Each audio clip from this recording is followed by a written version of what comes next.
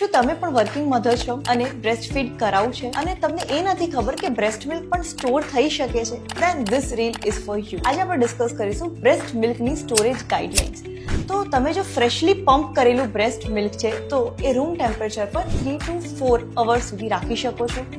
જો એ તમે ફ્રીઝમાં મૂકો છો, સ્ટરીલાઇઝ્ડ કન્ટેનરની અંદર મૂકવાનું છે, તો 3 થી 4 દિવસ સુધી એ ફ્રીઝની અંદર બેક સાઈડ પર રહી શકે છે, ડોર સાઈડ પર નથી રાખવાનું.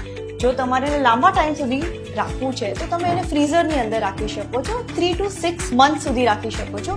જો એક ડબલ ડોર ફ્રીઝ હશે તો. જો એ સિંગલ ડોર હોય જેની અંદર ફ્રીઝર કમ્પાર્ટમેન્ટ સાથે જ છે તો એની શેલ્ફ લાઈફ ઓછી થઈ જાય છે. તમે ખાલી એને 3 વીક સુધી ફ્રીઝ કરી શકો છો. ફ્રીઝ કરવા માટે જરૂરી છે કે તમે એને પ્રોપર સ્ટરીલાઇઝ્ડ કન્ટેનરની અંદર યુઝ કરો.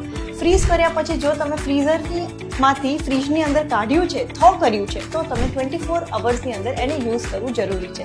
Share this to reels to all the working mom.